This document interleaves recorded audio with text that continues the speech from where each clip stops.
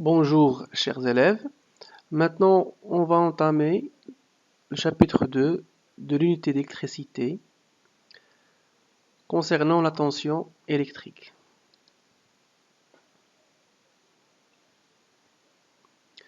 Donc on va commencer par la définition des potentiels électriques.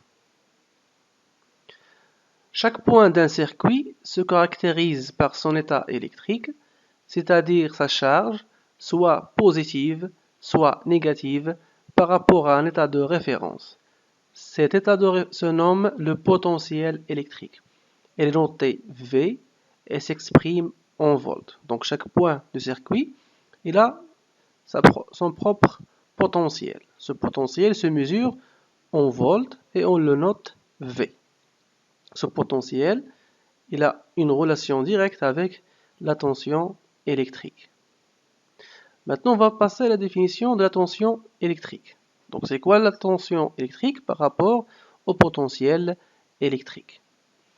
Donc, la tension électrique est la grandeur physique qui exprime la différence de potentiel, DDP, différence de potentiel, c'est l'abréviation, entre deux points d'un circuit électrique. Donc, le potentiel est mesuré en un point, et la tension électrique est mesurée entre deux points du circuit électrique.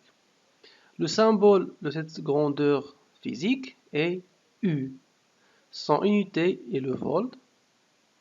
La tension électrique entre deux points quelconques d'un circuit correspond à la différence de potentiel entre ces deux points. Donc ici on a défini la relation qui existe entre la tension et le potentiel. Donc on va noter par exemple, pour le point A, le potentiel est VA. Pour le point B, le potentiel est VB. Donc pour mesurer la tension entre les deux points A et B, on va utiliser la relation UAB qui est égale au potentiel du point A moins potentiel du point B. Vous remarquez bien, c'est le potentiel de première lettre moins potentiel de deuxième lettre. Donc UAB, c'est VA moins VB.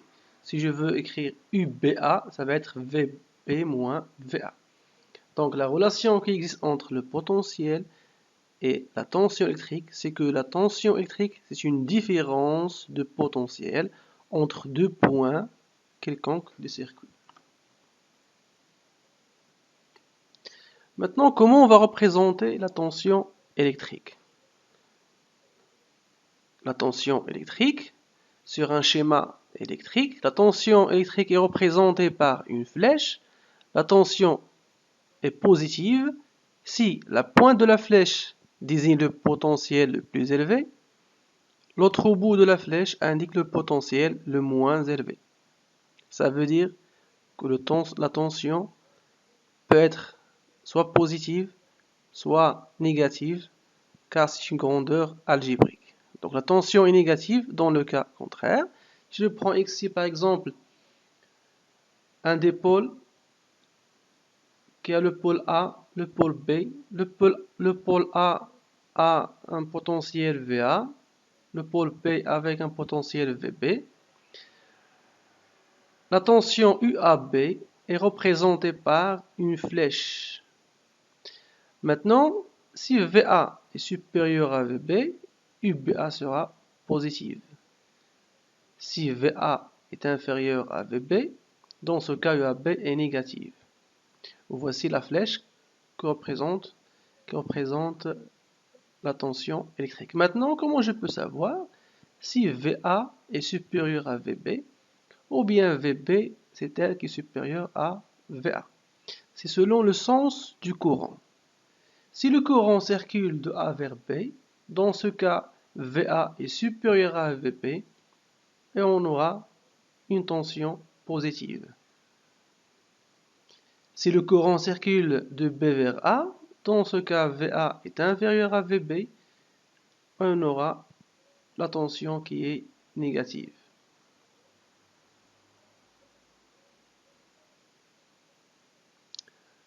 Maintenant, on va parler des instruments de mesure d'une tension électrique. Donc, on peut mesurer la tension électrique à l'aide d'un voltmètre, comme vous voyez, un voltmètre analogique. Donc un voltmètre permet de mesurer la tension électrique aux bornes d'un dipôle. Il faut toujours brancher un voltmètre en dérivation du dipôle considéré et le courant doit être rentré par la borne V. La borne V ici, c'est la borne positive. Et sortir par sa borne COM. La borne COM, c'est la borne négative.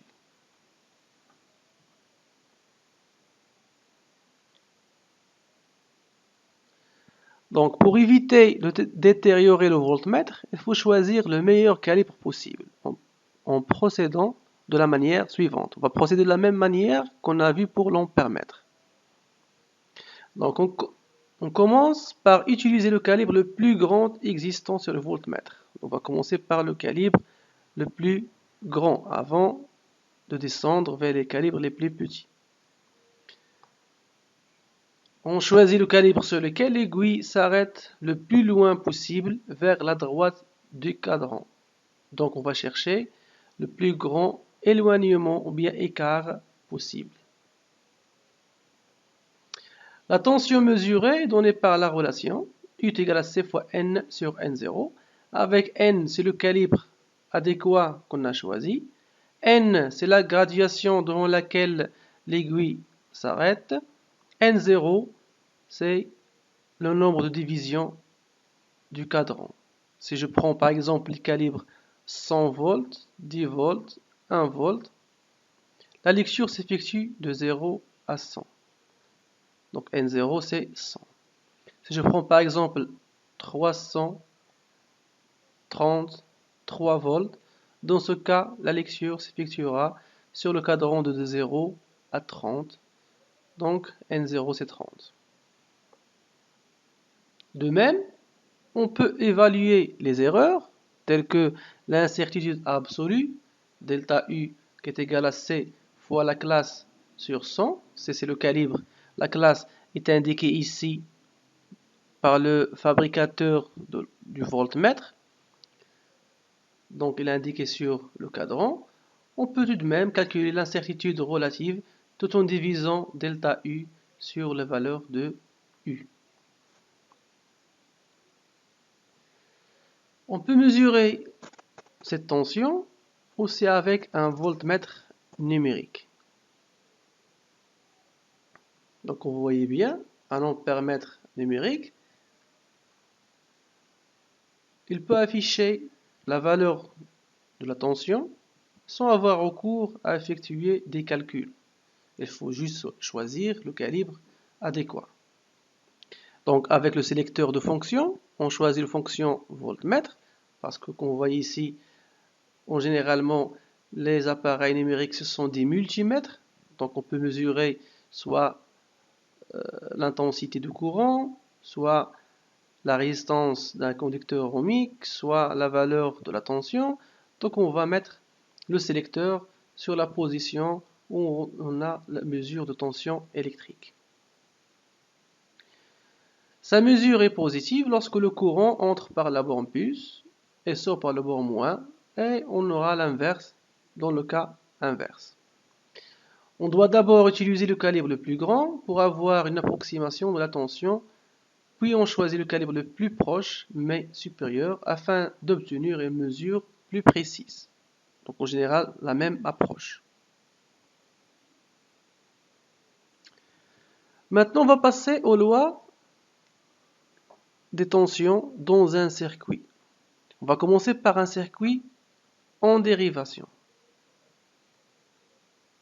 Comme dans ce cas, vous voyez bien, c'est un circuit en dérivation.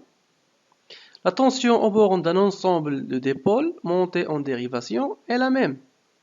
Donc la tension aux bornes du générateur va être égale à la tension aux bornes de la lampe L1, qui est égale aussi à la tension aux bornes de la lampe L2. Donc UG est égal à UL1 est égal à UL2. Donc UL1 est égal à UL2 est égal à UG. Pour un circuit en série, ça veut dire un seul courant qui traverse le circuit. Dans ce cas, on peut additionner les tensions. Donc la tension aux bornes d'un ensemble des pôles montés en série est égale à la somme des tensions aux bornes de chacun des dipôles. Donc si je fais la somme de la tension aux bornes de la lampe L1 et L2, j'aurai la valeur de tension entre les bornes du générateur.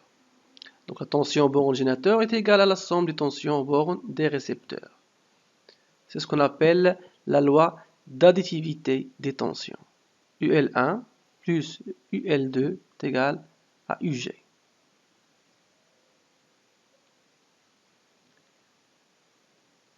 On peut aussi utiliser l'oscilloscope pour étudier les tensions dans un circuit électrique. C'est quoi l'oscilloscope?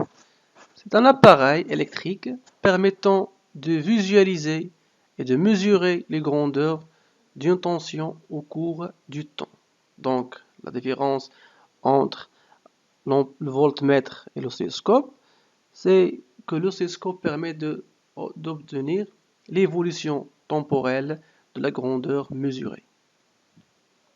Vous voyez bien, ça c'est un oscilloscope. Voici l'écran sur lequel on va avoir la lecture ou bien les courbes qu'on va les exploiter pour étudier la tension. Ici, on va voir les sensibilités verticales et la sensibilité horizontale qu'on va parler après. Lorsqu'on allume un oscilloscope, apparaît au centre de l'écran un point lumineux appelé spot. Si on enclenche le balayage de l'oscilloscope, le spot se déplace de la gauche vers la droite de l'écran pour former une ligne.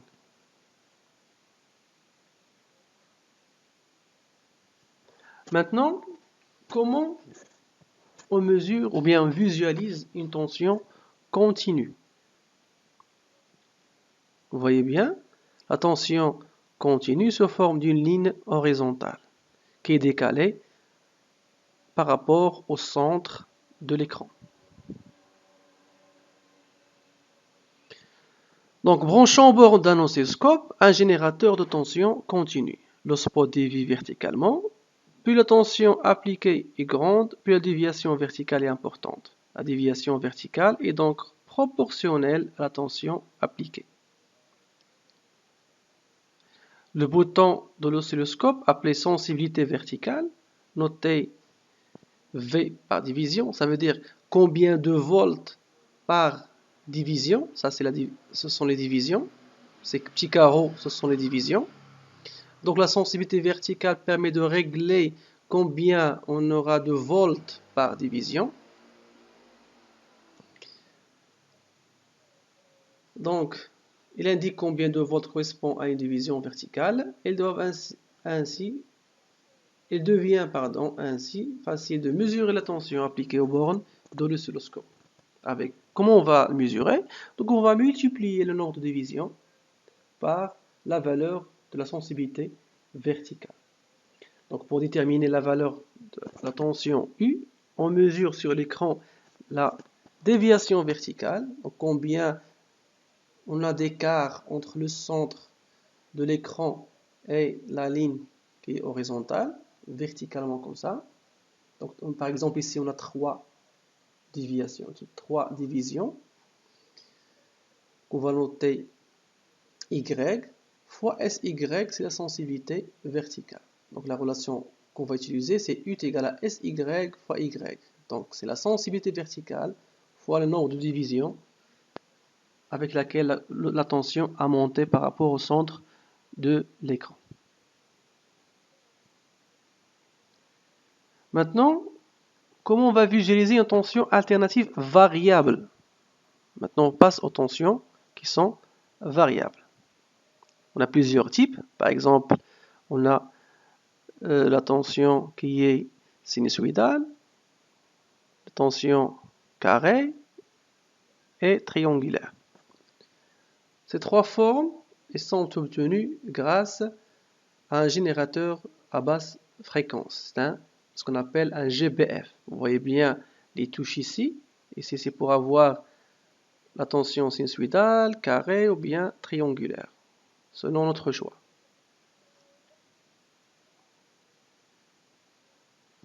Donc, une tension variable, c'est quoi? Une tension variable est une tension dont la valeur change au cours du temps. Une tension périodique est une tension variable dont les valeurs se répètent régulièrement au cours du temps entre des valeurs positives et négatives. Donc, on a les tensions qui sont variables aléatoirement et on a des tensions qui sont variables mais elles répètent la même variation après la même durée de temps. Ce sont des tensions périodiques. Comme par exemple le signal sinusoïdal, ou bien le signal carré, ou bien le signal triangulaire.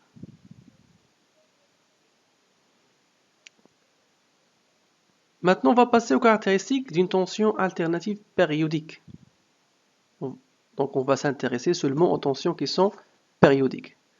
On va commencer par la première caractéristique, c'est l'amplitude, ou bien la tension maximale. Donc, on appelle l'amplitude, notée Umax, la valeur maximale de la tension. Vous voyez bien, il y a une valeur limite de la tension. Lorsque la tension va arriver à tension maximale, elle va redescendre encore une fois. Une tension minimale va augmenter encore une fois. Donc la variation s'effectue entre deux valeurs, une valeur maximale et une valeur minimale. Donc cette grande valeur ici, cette valeur, c'est la tension maximale, Umax. On va la calculer avec la même manière qu'on a calculé la tension dans le cas d'une tension continue. Donc elle représente la distance entre l'axe des abscisses et un des sommets ou des minimums. Pour calculer l'amplitude sur l'écran de l'oscilloscope, on compte le nombre de carreaux verticaux qui séparent l'axe des abscisses à un sommet. On multiplie son nombre par la valeur d'un carreau vertical, ça veut dire par la valeur de la sensibilité verticale. Donc Umax est égal au nombre de carreaux verticaux qui multiplie la sensibilité verticale. Par exemple, ici on a 3 carreaux, 3 divisions, qu'on va les multiplier par le réglage de l'oscilloscope. On a combien de sensibilité verticale? Donc la sensibilité verticale correspond à la valeur d'un carreau vertical. Elle est déterminée par la valeur indiquée sur l'oscilloscope et s'exprime en volts par division. Donc sur l'oscilloscope, c'est comme les calibres d'un voltmètre. On peut avoir différentes formes de sensibilité verticale. Par exemple, dans cet oscilloscope, la valeur de la sensibilité verticale, c'est 2 volts par division. Ici, par exemple, c'est 5 volts par division. Donc, c'est comme les décalibres. Pas au vrai sens de terme, mais normalement, ça dépend du réglage de l'appareil. Pour avoir une bonne visibilité de tension sur l'écran, il faut choisir la sensibilité qui est adéquate. Par exemple ici, si on veut calculer cette tension maximale, ici pour cet exemple, si la sensibilité verticale est réglée sur 2 volts par division ou bien par carreau, ça veut dire si on a 3,7, regardez bien, c'est 1, 2, 3,2, 4, 6, 7. Donc c'est 3,7 qui multiplie 2 volts, donc c'est 4,7 volts. Donc la valeur minimale, ça serait le moins 7,4 volts. Maintenant, on va passer à la tension efficace. Si on veut mesurer la tension d'un courant, d'une tension alternative, à l'aide d'un voltmètre. Dans ce cas, on mesure ce qu'on appelle la tension efficace. Donc un oscilloscope mesure Umax et permet de voir la forme du signal électrique. Donc ça, c'est le symbole de l'oscilloscope dans un circuit électrique. On représente seulement l'entrée et la masse. Contrairement, le voltmètre mesure une valeur dite la valeur ou bien la tension efficace, U efficace. Il y a une relation entre U efficace et Umax. Donc U efficace, c'est Umax sur racine de 2. Donc la tension efficace est égale à la tension maximale mesurée par l'oscilloscope sur racine de 2.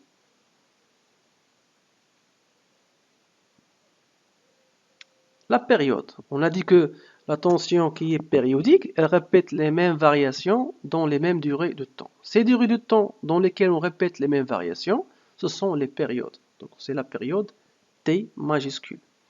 Donc la période notée T est la durée mise par le spot pour parcourir le motif élémentaire, ça veut dire répéter la même variation. On la mesure en secondes. Par exemple ici, cette forme qui est en bleu, elle est répétée à chaque fois. Donc cette variation est répétée dans une durée de temps mesurée horizontalement. Donc on peut mesurer la période T, soit de ce point-là à ce point-là, ou bien entre deux valeurs maximales consécutives, ou bien entre deux valeurs minimales consécutives. Donc il correspond à la distance qui sépare deux sommets ou deux minimums consécutifs. Comme pour l'amplitude, on détermine la période à l'aide d'un oscilloscope. On compte alors le nombre de carreaux horizontaux que l'on multiplie par la valeur d'un carreau horizontal. Ça veut dire la valeur de la sensibilité horizontale. Donc T est égal nombre de carreaux fois la sensibilité horizontale. Par exemple, ici, on a combien de carreaux? On a 1, 2, 3, 4. 4 carreaux qu'on va les multiplier par la valeur de la sensibilité horizontale. Donc, la sensibilité horizontale est dite aussi la durée de balayage, ou bien la vitesse de balayage, indique la valeur d'un carreau horizontal. Comme ici par exemple, dans le cas de ce oscilloscope, il est réglé sur 1 milliseconde par division, celui-là 5 millisecondes par division. Donc on cherche toujours le réglage qui permet d'avoir une bonne visibilité du signal sur l'écran de l'oscilloscope.